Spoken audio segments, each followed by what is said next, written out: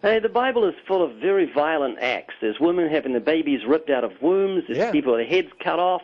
It doesn't hide the atrocities of man. It reveals them and says God is going to judge the world in righteousness. Well, and in some cases, God is commanding them. Yeah, but so you believe this really happened? No, but what are you getting upset about? I'm upset because there are people who believe it really happened. And because people are calling it the good book and a moral code and handing it to children and then picking and choosing and saying these first 10 commandments are the divine law, but the 603 that come after it we can ignore. 613. Yeah, the 603 that come after the 10. Oh, I see what you're saying. I did the math ahead of time. That's good work, job, Matt. Yeah, well, listen, just be tolerant of other people's beliefs. I mean, we live in America, and this is a freedom of religion nation. We're not like some of these Middle East countries, so don't let it upset you and let people read what they want and believe what they want. Well, the thing is this isn't just a matter of being upset. I'm happy. I mean, you're entitled to believe whatever you want, and I'll support your right to believe whatever you want.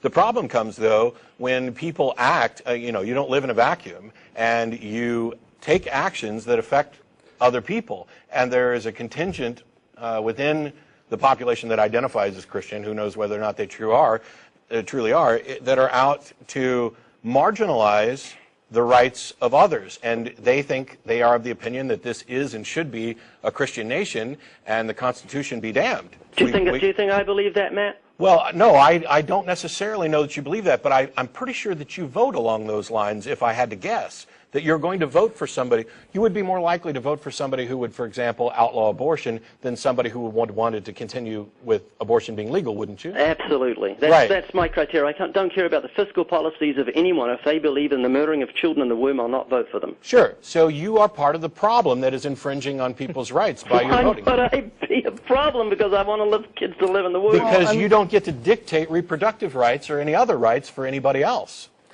I want to give you an example. That's you take it back. If you vote for people that are pro-abortion, you're doing exactly the same thing. I'm voting for people that are for reproductive rights.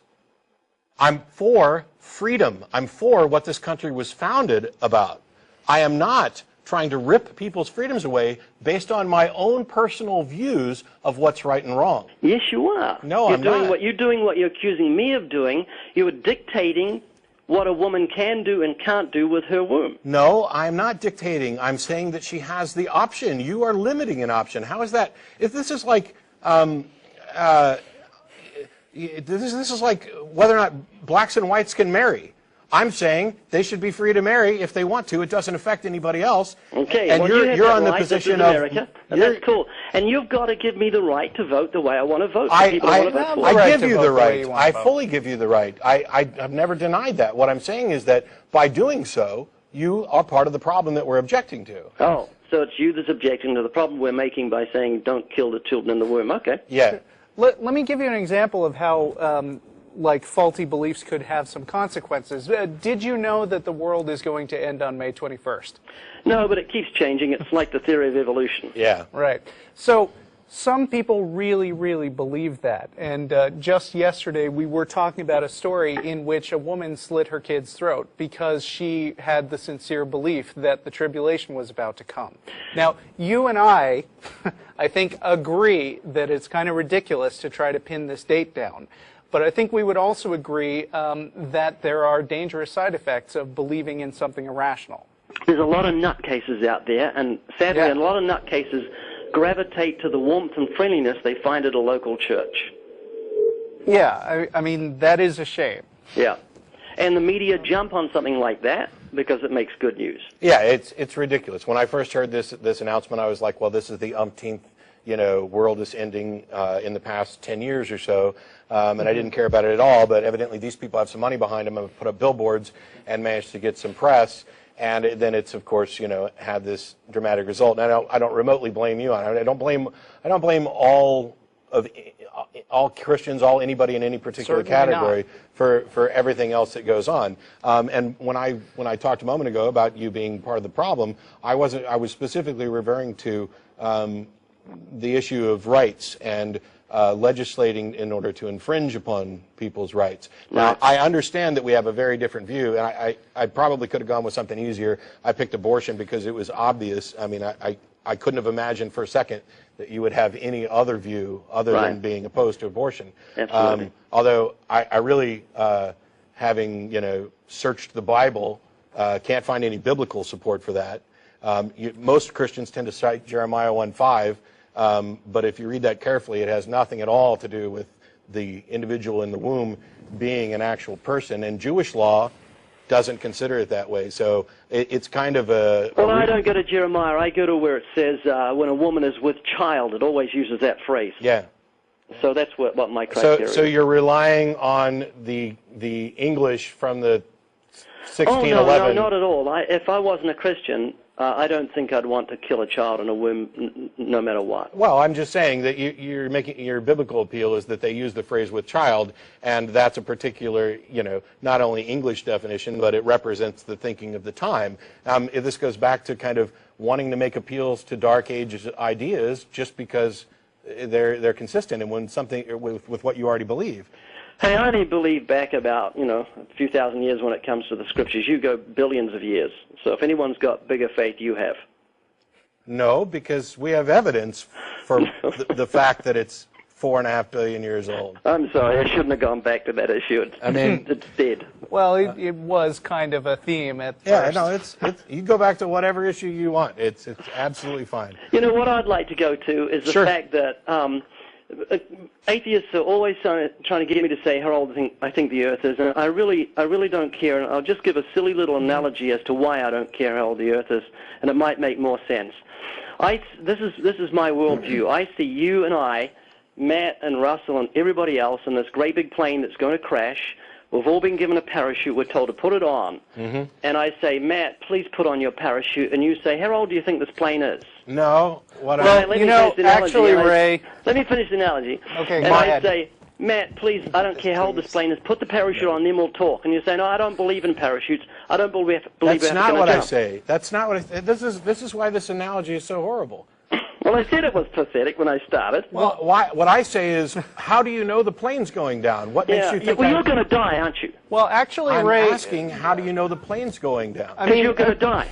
That's what I'm saying. You're going to have to jump. Yeah, but a few minutes ago, I checked the altimeter and the attitude indicator and the rest of the scientific instruments on the plane, and they all showed me that the plane is actually holding steady and not crashing at all. Okay, I shouldn't say the plane's going down. The only person who's coming to me telling me that the plane is going to crash is you. And by the way... Let's forget the plane crashing. I'm sorry I mentioned it was going to crash. Sure. You're going to have to jump. You're going to pass through the door of death. It's going to happen. Could be tonight, could be tomorrow, could be next week. I'm saying... put on a parachute, put on the Lord Jesus Christ. The age of the plane doesn't matter. I want to see you guys saved. I'd hate you to go to hell. My heart breaks at the thought of guys like you ending up being justly damned because of your sins. It breaks my heart that would happen to any human being. I agree that I'm going to die. You're asserting something additional about death that you can't demonstrate. Yes, and I can. And what you're doing is akin to coming to me and telling me my house is on fire, as you used in the firefighter episode of Way the Master. Which, by the way, I don't know if you've seen the minute-by-minute deconstruction I did of that one and the atheism one, but I'll point you to them if you'd like. But you're coming to me and saying your house is on fire, and I look around, and I don't smell any smoke, I don't see any fire. I go around, I look at the house, and I say, I don't see this. Well, there's a standard by which we determine whether or not you're just a crazy guy knocking on my door to tell me my house is burning down. What's the standard? The standard is I go around and look, and I don't see any fire. And I ask somebody else, have you seen any indications of fire? And no, they haven't as well, because reality is confirmed by mutual agreement sometimes as a way of gathering more evidence towards the truth. There's a smoke detector that you've got built in. It's called the conscience, and if you take the batteries out and don't let your conscience speak to you, you'll think everything is fine. If you think there's nothing wrong with lust or greed or hatred or selfishness or ingratitude to God, then you'll think you're sweet. But if you've got a tender conscience, then you're in trouble. I'm glad that scientific advances have given us smoke detectors, and it's interesting that none of these smoke detectors have indicated any sign of a soul so far. Yeah. Let me ask this. Hang on a minute. I interviewed a biologist at UCLA about 2 months ago, an evolutionary biologist, and he changed his mind about the existence of the soul when I told him one thing. Would you like to hear what the one thing is? I would love to hear that. Sure. Okay, he absolutely did a big turnabout, and we've got it on camera, and I God bless the guy for it. I just said, did you know the word soul and the word life are synonymous in the Bible? Okay. He said, what? I said, yes. It is. They are interchangeable. When the Bible speaks of the soul, it's speaking of the life. He said, well, if that's everybody's got a life, then everybody's got a soul. Sure. And so that's when you realize that. You got two atheists who will agree to your little semantic trick. It's not a semantic trick. It's different. Saying that two words mean the same thing in the Bible is not the same thing as that we have some immaterial presence that continues on after we're dead. That is entirely, is the soul it's supernatural? entirely dishonest of you to even do that. Do you have a life, Matt? I have a life. And it's what motivates your body. It's what looks out of your eyes and speaks through your mouth and makes your brain work. It's your life. No. That's your soul. Those things are all part of my life. You can call it a soul all you want. But if you then say that this soul continues on after I'm dead, you've now made a claim. I didn't say that. Do you not think so? Yeah, God said it. It's eternal. You say that God said it. I'm not aware that any God has ever said anything. But you say this. We're almost out of time, and there's one thing I want to hit, just to see if maybe we can agree on this. Bananas? All right. No, not bananas. There are bananas on the set, but it wasn't my doing. We didn't put them there. Let me get to this. In the book, you can lead an atheist to evidence, but you can't make them think. In the conclusion, you start with your parachute thing, but then you say, now think of the four major religions: Hinduism, Buddhism, Islam, and Christianity. And you begin to go through and assess them to determine which one someone should choose. You're familiar with Yes, okay. I wrote that. Okay. I won't hammer on the fact that you only picked 4 options, because that's all we need really right now anyway. But you assess all 4 of them with the preconception that Christianity is true. You fault Buddhism for not solving a problem that's intrinsic within Christianity. You fault Hinduism for something not solving a problem that you say, the Bible says this, and Hinduism doesn't do anything about this, and Buddhism doesn't do anything about this. Isn't that incredibly dishonest? Because a Buddhist could look at Christianity and say it doesn't solve the problems that are intrinsic within Buddhism, and a Hindu could look at Christianity and say it doesn't solve the problems that are intrinsic within Hinduism. Do you think it's unfair to lay this on me when I got 1 minute to answer? How long have we got? Well, I thought it was a really easy answer. I thought you were just going to agree that, yeah. No, it's not dishonest. If you look at it and understand that the 10 Commandments make all the difference, and that's what shows all those religions are works righteousness religions. You cannot earn everlasting life. It can only come as a free gift of God. I really wish that we could demonstrate exactly why this is dishonest, but I think you just did by making an appeal back to the Bible. You've got this presupposition, which is what I pointed out at the beginning, and you're judging it based on that presupposition. Well, we all do that. Well, no, we actually all don't. And Ray, give a plug for something, a website, a book. We'd love having you on. We have to put the credits on. We'll be happy to have you again, but plug whatever you need for Atheist Experience is a great program, good hosts. Good to talk to you guys. All right, thanks a lot, Ray. Thank you, Ray. God bless you. Bye-bye. Bye-bye. I'm not so sure God will bless us, but there's the crew.